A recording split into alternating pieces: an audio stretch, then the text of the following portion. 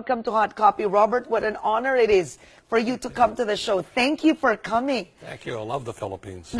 You told me that you were first here in 1966. I wasn't even born, but why were you here? I was a student on board a ship, and then I was back here in '72 fighting in Vietnam. Okay. So. How did you first become an author? I mean, of course, when we were talking off cam, you said, nope, the truth is I'm really a businessman, right? And then eventually writing came into the picture. Tell us, how did it happen? Well, I'm an entrepreneur, and I have multiple companies. And like I have oil companies, real estate companies, hotels, stuff like that. And so a lot of times people want to make me something, which I'm not. I'm just an entrepreneur. So an entrepreneur can own multiple companies. So one company I own publishes books, and I write for the book company. And I own the company, I write for it, I hire other people to write for me, and they write their own books through me. So I'm an entrepreneur. So it's what I write my own books, though. But what made you want to start sharing? I mean, about the secrets of making money. I mean, there are many entrepreneurs or businessmen who have no interest really. You're more famous for actually, of course, being an author. I mean, even if you're an entrepreneur. Right. What made you want to share it? What happened? Well, the story of Rich Dad Poor Dad is a true story. You know, my real dad was a PhD, Stanford University, all that stuff, but they're poor. You know, most PhDs are poor. And he was head of education. And my rich dad was my best friend's father. He was an entrepreneur. So when I was 9 years old, I raised my hand in class, and I asked the teacher a question. I said, when am I going to learn about money? And the teacher says, we don't teach you about money in school. And I always thought that was a stupid answer. You know, I said, so why not? So I go home and ask my dad, the PhD, I said, why don't we teach you about money in school? He says, because money is not that important. But yet they tell you to get a job and work for money. So I said, you know how kids are. You ask these questions. He said, look, if money is not important, then why do I have a job? Oh, no, you have to have a job, but you don't need money. I'm going, wait a minute. So at 9 years old, that's when I started studying with my rich dad, who was my best friend's father. Yes, of your best friend, and Mike. He never went to school. Oh, he never went to school. And so he became one of the richest men in Hawaii. So Rich Dad, Poor Dad is the story of what a poor man, a school teacher, PhD, you know, PhD stands for poor, helpless, and desperate, tells their two sons, you know, a rich man, he says, if you want to be rich, be an entrepreneur. And so that's how it started. And the reason I write is because, as you know, today the U.S. and the world is in this global financial crisis. So back in 1983, which is what this book is about here, Second Chance, I started to see this global economic changes coming. And the problem is the United States is a kleptocracy now. It's a dishonest country. And that means, dishonest country. Right, because our rich rip off the poor and middle class. Okay. So that's why in America we have this gap between rich and poor and middle class.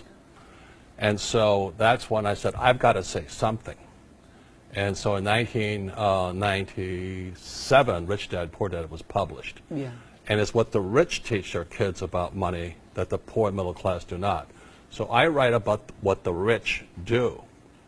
It's not what the poor and middle class do.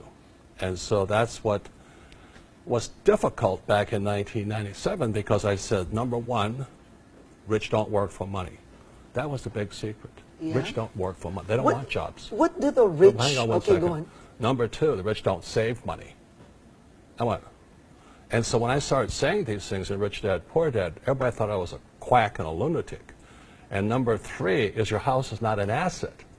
So if you look at the big middle class, even here in Manila, they want high-paying job, they want nice house, and nice Toyota. And that's why they're poor, because they don't know anything about money. And so that's why I wrote Rich Dad, Poor Dad, and today the crisis is worse than ever before. And it's because the Federal Reserve Bank, Wall Street, and our Treasury is ripping off the world. So that's why I speak and I write, and I'm not very popular with many people. Yeah.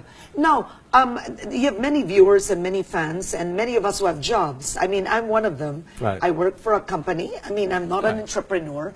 But take me through this journey of what makes you say the rich don't work for money. So What do you work for if you want to be rich? Well, the reason you don't want a job is taxes. Okay. See, the rich don't pay tax because they don't have a job. No, that's true. Okay. And I just explain basic money to people. So on one side you have the rich, and you have this gap between the middle class and the poor.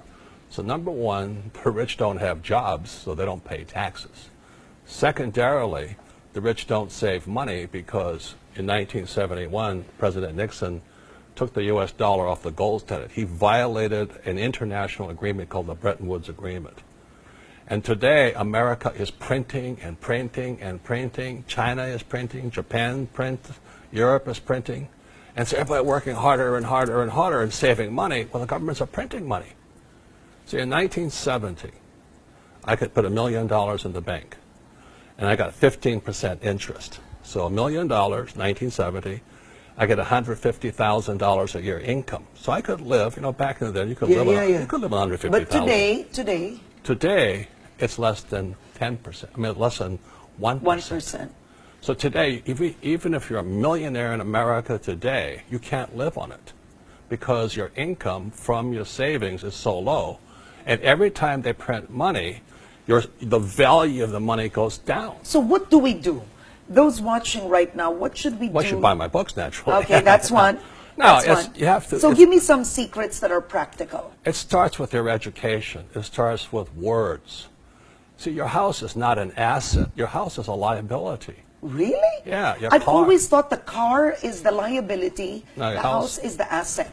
No, and that's... I mean, it's property. No. That's why people are in trouble. The middle class is in very big trouble. And the gap gets bigger. Okay, why? So the middle class ends up, I mean, going on a big loan for a house? Is that what you're saying? Tell me. Well, if you like being middle class, it's good. Yeah. I don't want to be middle class. So tell us. So, in other words, if you want to be wealthy, you shouldn't own a house? No, I didn't say that. So I'm curious. That's why I'm asking. Well, please listen then. Yeah. Okay, I'm saying you better start studying. That's what I covered in Rich Dad. If you don't have it here, Rich Dad, Poor Dad. Yeah. I said you have to understand a financial statement: income, expense, assets, and liabilities. The average person has no idea what a financial statement is. Yeah, I don't. Yeah, and that's well, what I have a bit. And that's what I teach people. I can teach Yeah. a little kid that in 10 minutes. Okay. But our schools don't teach it because the U.S. government dictates what schools are allowed to teach. Okay. So our educational system is controlled by the very people that control our monetary system and our banks and all this other stuff.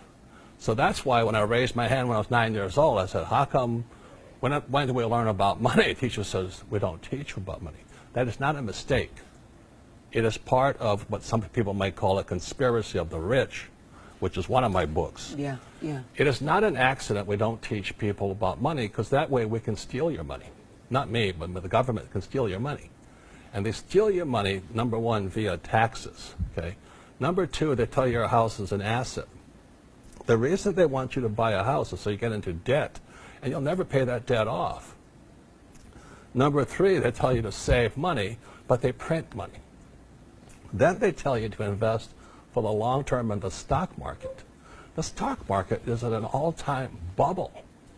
You know, when it crashed in 2007, the Dow, which is not the best indicator, but the Dow went from 14,000 to 9,000. So it went from 14,000. So what they did was they just printed more money. They propped it up. Now today's at 17,000. So today, the financial situation of the world is worse than it was in 2007.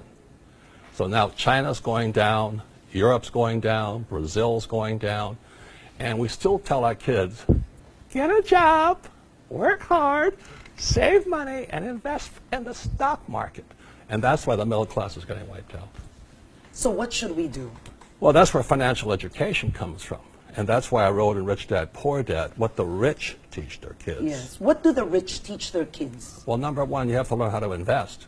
You don't turn your money over to a financial planner. I don't need a financial planner. Oh, wow. I mean, if you can't beat the S&P 500 or the Dow, you're not a good investor.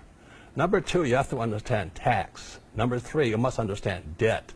You see, debt makes the poor and middle class poor, and it makes the rich rich. But it takes financial education. So I'm not saying do it. I'm just saying I use debt to get rich because that's what I was taught to do. My father was taught to use debt to buy a house and a car. That's why he's poor. So, okay. So our school system is corrupt. Yes, all right. So you have that, you've established that. But in other words, if someone's watching you right now and he's, let's say he's employed, he's working, what would you tell that person watching? What should he or she do to actually start becoming rich? Well, that's what my book, that's why I'm the #1 personal finance guy in the world today, is because I just tell people what the rich do. Now, a person should read my book. I also have games, because I learned by playing Monopoly. Rich Dad taught me playing Monopoly. That's it. 4 greenhouses, 1 red hotel. So today my wife has 10,000 houses. I have 3 hotels. I have oil wells. I have businesses, okay? But when I was a little boy, I made the decision to be a rich man. Most people just want to be middle class. Unfortunately, due to the financial system of the United States and the world today, if you're middle class, you're falling behind. Yes. Yeah, but what should an employed person do? That's what I mean. If they're listening to you right now, they have to choose. That's why this book here, this is my buddy Donald Trump. I know you probably don't like. A lot of people don't like my friend. Go ahead. Okay. But we wrote this book, Why We Want You to Be Rich. And the reason we want you to be rich is you only have 2 choices today, rich or poor. The middle class is going this way, poor. So the rich are getting richer. I'm getting richer. I'm very happy. But my family is getting poorer. It's sad because they're saving money, and they got the money in the stock market. But should we not save? Is that what you're telling us to? No, I'm not saying that. Yeah. So what are you saying? I'm saying you better understand why your savings don't work anymore. Okay. So what would you advise them to do? Invest on their own and not save? I'm saying you better understand the economic system. Right now, the governments of the world are printing money. China is dropping at high rates of speed. That means millions of people are going to lose their jobs here because they're not going to buy your exports anymore. It's the same as the United States, same as Brazil, same as Europe. This whole economy is collapsing. Yeah, you're giving... Because they print money. Okay, now you're giving me the situation, the analysis. Yes. I get the point. But I'm saying, what are you telling people to do? You're the expert. You said it. You have to understand the market. Yes. You need to understand the economy. Let me show you. What are you telling us? Let me show you this. Let me show you this right here. At some point, you have to be able to tell us to do something. Buy my books, okay? If you don't want to buy my books, just keep doing what you're doing. But in this book here, I show you what happens when they print money. I use pictures. Yes. This is what happens to the value of your money. Okay. So a 10-year-old kid can look at this book and go, oh, I shouldn't save money. So what should we do with the money? Well, that's what the back part of this book goes into. I use debt. Okay. So what should we do with the money Let me tell you, I am not a school teacher. Yeah. I think they should be fired, really. Okay. Because they're teaching bad information. It's obsolete. Okay. What they're teaching is obsolete. They're not bad people. But to save money is an obsolete idea today. So, okay, let's hear me out. Let's put it to you're the new teacher. So let me hear this. So hear me out. This is what I did. I'm not recommending it. This is what I did. What did you do? So when I came back from Vietnam, 1973, my poor dad lost his job. PhD was fired. Yes. What did he tell me to do? Get my master's or get my PhD. That's how stupid that is. I'm going, Dad, you got fired. You know why he was fired? Because he's an honest man. He wouldn't play games with the governor of Hawaii. Okay. So my rich dad said to me, he says, you can go to university, get your MBA, or I can take a 3-day real estate course. Okay. So I took a 3-day I'm not recommending it. I took a 3-day real estate course, okay? Today, I own 10,000 properties, 3 hotels, golf courses, oil wells, and all that. So my education was the way I went. But they don't teach that in school. Okay. Also, I got a job with Xerox, not because I love Xerox copiers.